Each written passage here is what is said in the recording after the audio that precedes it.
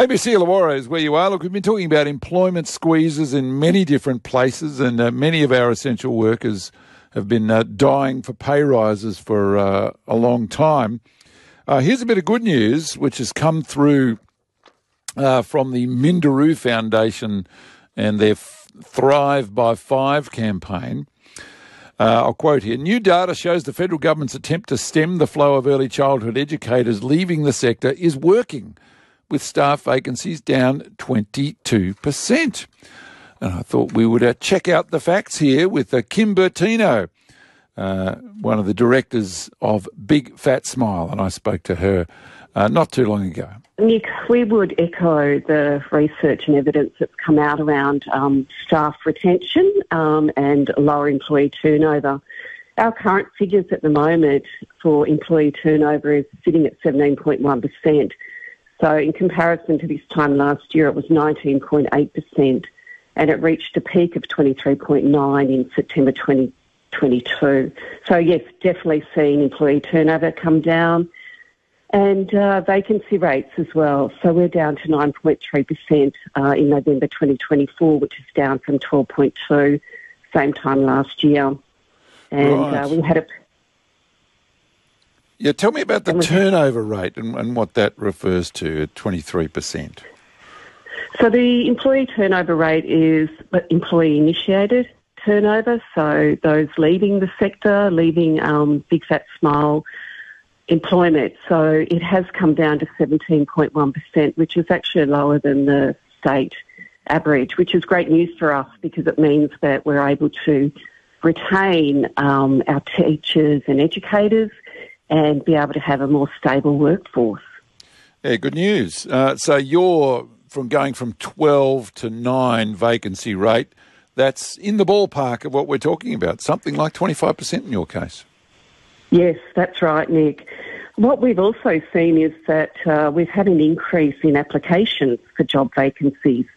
So over the last 6 months, we've seen a 60% increase in the number of applications. So in June this year, we saw 170 applications, and in December last year, it went up to 280.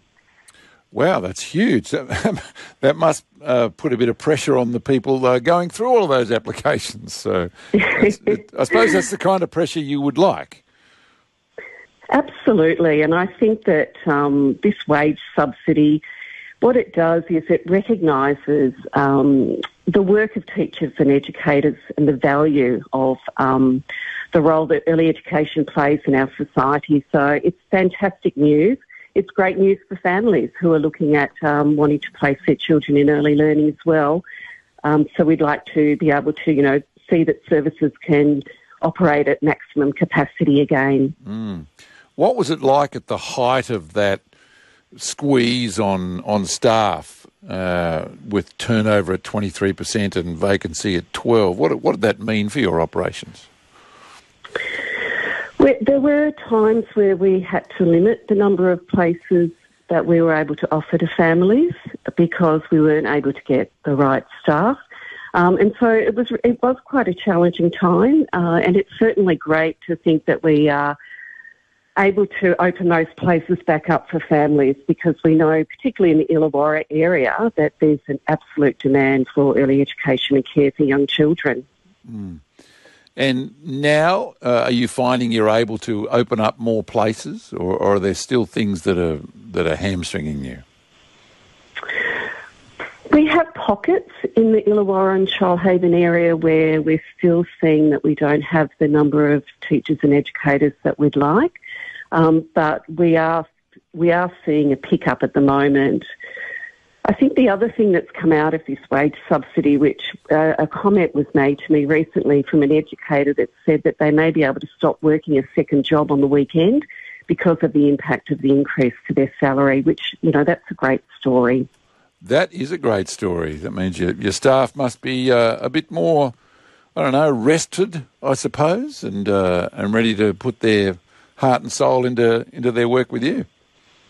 Absolutely, and working with young children is a very rewarding profession, and it's great that they're now being remunerated at a high rate.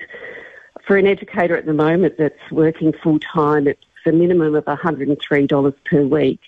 And for a teacher that's working full-time, it's a minimum of $152 per week.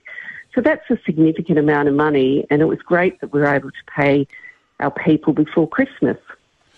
Yes, that's really good news. So what's the year ahead look for you and Big Fat Smile, Kim? We're looking at continuing to build on our universal elite learning system.